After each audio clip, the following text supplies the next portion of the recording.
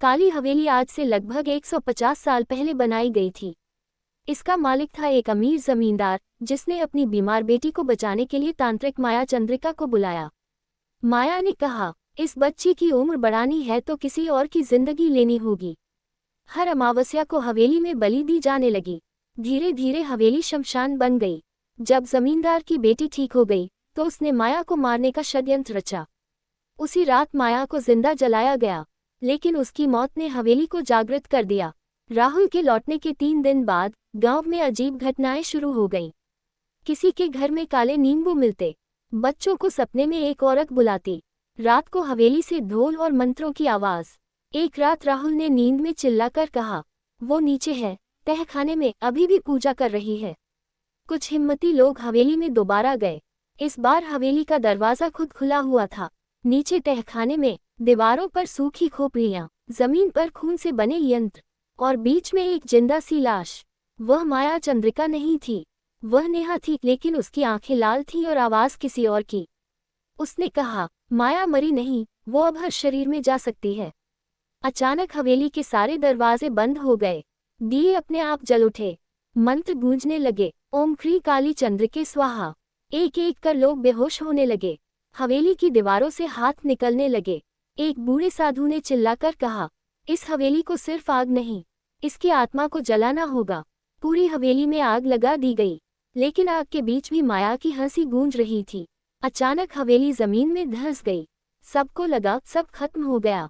आज वहां सिर्फ एक मैदान है, लेकिन अमावस्या की रात जमीन गर्म हो जाती है, मंत्रों की आवाज आती है और कुछ लोग कहते हैं, वहां अब भी एक हवेली दिखाई देती है।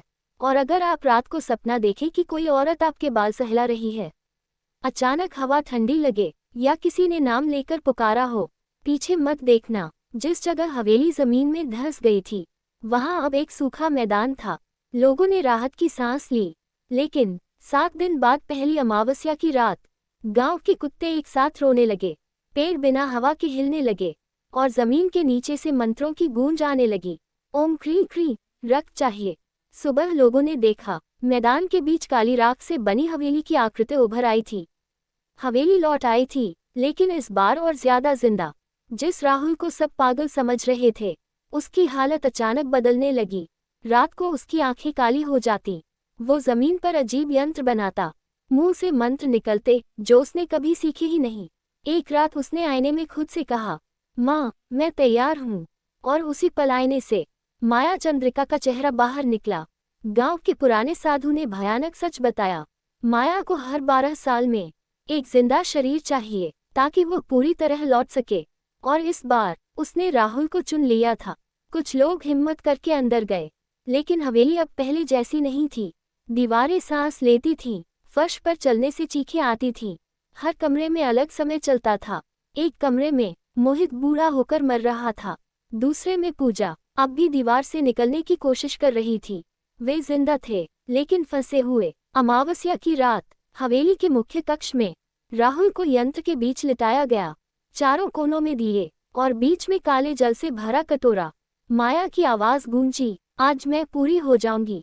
जैसे ही मंत्र पूरा हुआ, छत से खून टपकने लगा, दीवारों से आत्माएं निकलने लगी।